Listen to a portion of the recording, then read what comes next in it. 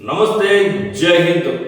ನನ್ನ ನೆಚ್ಚಿನ ಎಲ್ಲ ಭಾರತೀಯ ಸೇನೆಯ ಮಾಜಿ ಸೈನಿಕರುಗಳು ಮತ್ತು ಸೈನಿಕರುಗಳಿಗೆ ಜೈ ಹಿಂದ್. ಇಷ್ಟು ವೆಲ್ಫೇರ್ಗಳು ನಮಗೆ ಡಾಕ್ಯುಮೆಂಟ್ಸ್ ಅಥವಾ ನೋಟಿಫಿಕೇಶನ್ಸ್ ಅಪ್ಡೇಟ್ ಆಗ್ತಾನೆ ಇರ್ತದೆ, ವೆಲ್ಫೇರ್ ಡಿಪಾರ್ಟ್ಮೆಂಟ್ ಬರ್ತಾನೆ ಇರ್ತದೆ. ಆದರೆ ಕೆಲವರು ತಲುಪಲ್ಲ, ತಲುಪಿದ್ರು ಕೂಡ ಅದಕ್ಕೆ ಸರಿಯಾದ ರೀತಿ ಲಾಭ ಪಡ್ಕೊಳ್ಳಲ್ಲ. ಆ ಉದ್ದೇಶದಿಂದ ನಮ್ಮ ಸೈನಿಕರು ಮೈಸೂರಿನ ಈ ಸೋಷಿಯಲ್ ಮೀಡಿಯಾದಲ್ಲಿ ಸೈನಿಕರು, ಮಾಜಿ ಸೈನಿಕರು, ಕುಟುಂಬಸ್ಥರು, ಹುತಾತ್ಮ ಸೈನಿಕರು ಜೊತೆಗೆ ಮಾಡಿದಂಥ ಅವರ ಕುಟುಂಬಸ್ಥರಿಗೆ ಸಂಬಂಧಪಟ್ಟಂತೆ ಮಾಹಿತಿನ ಕೊಡಲಿಕ್ಕೆ ಪ್ರಯತ್ನ ಮಾಡ್ತೀನಿ. ಇಂಪಾರ್ಟೆಂಟ್ ನೋಟಿಫಿಕೇಶನ್ಸ್ಗಳನ್ನ, ಇಂಪಾರ್ಟೆಂಟ್ ಫೆಸಿಲಿಟೀಸ್ಗಳನ್ನ ಏನು ವೆಲ್ಫೇರ್ ಡಿಪಾರ್ಟ್ಮೆಂಟ್ ಕೊಡ್ತಾರೆ ಅಥವಾ ಇಟ್ಕೊಂಡಿಂದ ನನಗೆ ತಲುಪುತ್ತೆ, ಅದು ವಿತ್ ಎವಿಡೆನ್ಸ್ ಇದ್ರೆ ಮಾತ್ರ ನಾನು ನಿಮಗೆ ಅದನ್ನ ಅಪ್ಡೇಟ್ ಮಾಡಲಿಕ್ಕೆ ನಾನು ಇಷ್ಟಪಡ್ತೀನಿ. ಬರೀ ಇಷ್ಟೇ ಅಂತಲ್ಲ, ಕರ್ನಾಟಕದಲ್ಲಿ ನಮ್ಮ ಸೈನಿಕರುಗಳ ಮನೋದಾಳುವ ಮಾತುಗಳನ್ನ ತಿಳ್ಕೊಳ್ಳೋ ಪ್ರಯತ್ನ ಮಾಡ್ತೀನಿ. ಅದನ್ನು ಕೂಡ ನಾನು ಸೋಷಿಯಲ್ ಮೀಡಿಯಾದಲ್ಲಿ ಅಪ್ಡೇಟ್ ಮಾಡಲಿಕ್ಕೆ ವ್ಯವಸ್ಥೆ ಮಾಡ್ತಾ ಇದ್ದೀನಿ. ಚಿಕ್ಕ ವಯಸ್ಸಿನಲ್ಲಿ 17 ವರ್ಷ 20 ವರ್ಷದಲ್ಲಿ ಸೇರಿ ಭಾರತ ಸೇವೆ ಸಲ್ಲಿಸಿ ಮಧ್ಯದಲ್ಲಿ ವಾಪಸ್ ಬಂದ್ಬಿಡ್ತೀವಿ. ನಾವು ಸೈನಿಕರಿಗೆ ಯಾವಾಗ ಹೇಳ್ತೀವಿ, 3 ಜೀವ ಅಂತ ಹೇಳ್ತೀವಿ. ಮೊದಲು ಸೇನೆಗೆ ಹೋಗೋ ಮುಂಚೆ ಚೈಲ್ಡ್ಹುಡ್ ಲೈಫ್, ಆಟ ಆಡುವಂಥ ವಯಸ್ಸು. ಆ ವಯಸ್ಸಿನಲ್ಲೇ ದೇಶಭಕ್ತಿ ಹೆಚ್ಚಿಸ್ಕೊಂಡು ಯಾರೋ ಉತ್ಸಾಹದಿಂದ, ಯಾರೋ ಪ್ರೋತ್ಸಾಹದಿಂದ ನಾವು ಸೇನೆಗೆ ಹೋಗ್ಬಿಡ್ತೀವಿ. ಅರೆಬರೆ ವಯಸ್ಸು, ಸೇನೆಗೆ ಹೋದ್ಮೇಲೆ ಅಲ್ಲಿ ಸೇನೆಯ ವ್ಯವಸ್ಥೆ, ಅಲ್ಲಿರುವಂಥ ರೂಲ್ಸ್, ನಿಯಮಗಳು, ನಿಬಂಧನೆಗಳನ್ನ ಅಳವಡಿಸ್ಕೊಂಡ್ಬಿಡ್ತೀವಿ. ನಮ್ಮ ನರನಾಳಗಳು ಕೂಡ ಅದು ತುಂಬ್ಕೊಂಡ್ಬಿಡುತ್ತೆ. ತುಂಬ್ಕೊಂಡ್ಮೇಲೆ ಅಲ್ಲಿ ಶಿಸ್ತಿನಿಂದ ವಾಪಸ್ ರಿಟೈರ್ಡ್ ಆಗಿ ಬರ್ಬೇಕಿದ್ರೆ ನಮ್ಮ ವಯಸ್ಸು ಸುಮಾರು 36, 38, 40, 45 ವರ್ಷ ಆಗಿರ್ತದೆ.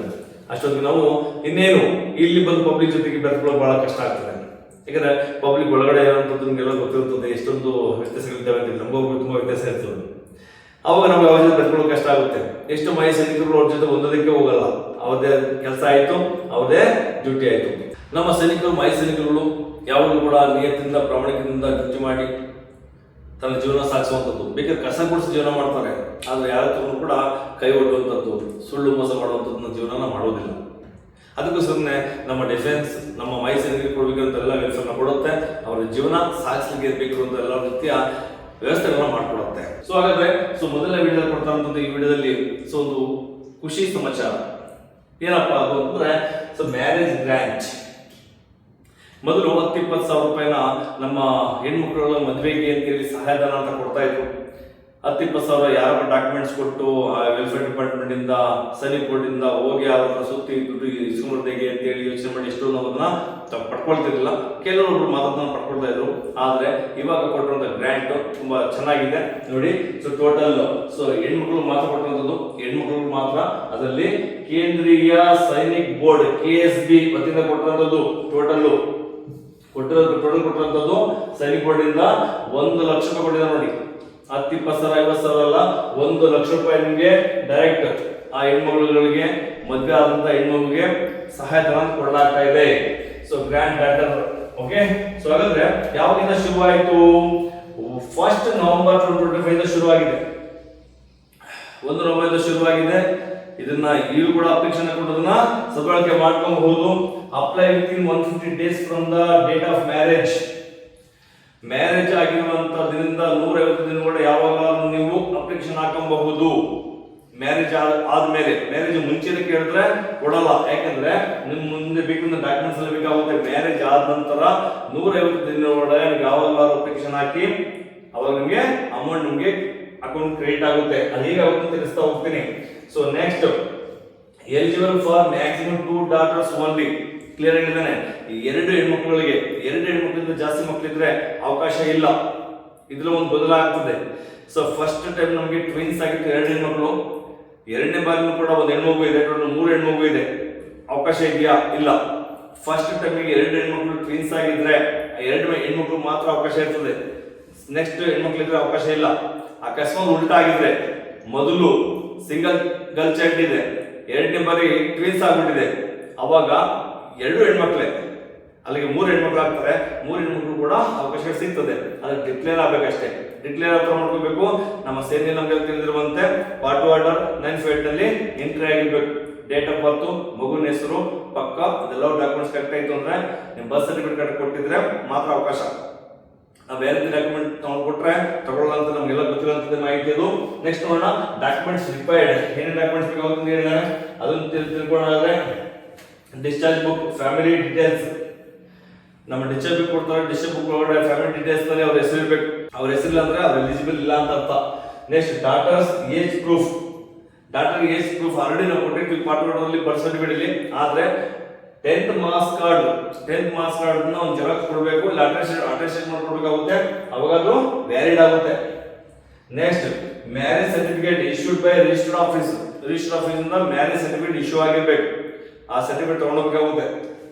Declaration no grant taken from other source, ಬೇರೆ ಯಾವುದೇ ರೀತಿ ನಮ್ಮ ಹೆಣ್ಮಕ್ಳಿಗೆ ಸರ್ಕಾರದಿಂದ ಹಣ ಸಹಾಯ ಅಥವಾ ಬೇರೆ ರೀತಿ ಸಹಾಯ ಪಡ್ಕೊಂಡಿಲ್ಲ ಅಂತ ಡಿಕ್ಲೇರೇಷನ್ ಕೊಡಬೇಕಾಗುತ್ತೆ. Bank account with IFSC code SBI or PNB ಇದೆ ನೋಡಿ. ನ್ಯಾಷನಲೈಸ್ಡ್ ಬ್ಯಾಂಕ್ ಅಲ್ಲಿ ನೀವು ಅಪ್ಲೈ ಮಾಡ್ಕೋಬೇಕು. ಎರಡೇ ಬ್ಯಾಂಕ್ ಕೊಟ್ಟಿರೋದು, ಒಂದು SBI ಕೊಟ್ಟಿದ್ದಾನೆ, ಒಂದು PNB ಕೊಟ್ಟಿದ್ದಾನೆ. ಈ ಬ್ಯಾಂಕ್ ಅಲ್ಲಿ ನಿಮ್ಮ ಮಗಳದು ಅಕೌಂಟ್ ಓಪನ್ ಮಾಡ್ಕೊಳ್ಳಿ.